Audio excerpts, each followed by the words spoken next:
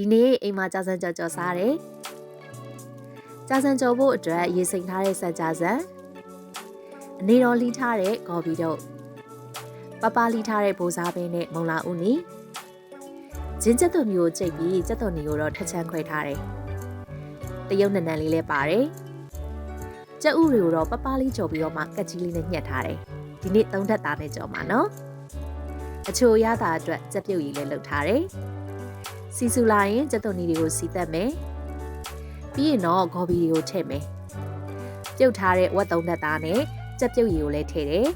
မုံလာဦးနီနဲ့ပဲတီးတွေကိုလည်းတစ်ခါတည်းထည့်လိုက်တယ်ပြီးရင်တော့ကြာစံထည့်လို့ရပြီအရသာအတွက်ပဲငံပြားရဲ့အချီအနောက်စားတကြားအရသာမှုတ်ထည့်ပြီးရေခမ်းလို့အရသာကွက်တိဆိုလို့ရှိရင်တော့တရုတ်နန်းလေးအုပ်လို့ရပါပြီအချင်းအတွက်မုံလာဦးနီလေးပိုနေရနဲ့တစ်ခါတည်းရောတုပ်လိုက်တယ်အိမ်မှာကျွန်တော်ကဒီတိုင်းကြော်နေကြမို့လို့တခြားသူတွေနဲ့မတူတာလည်းရှိနိုင်ပါတယ်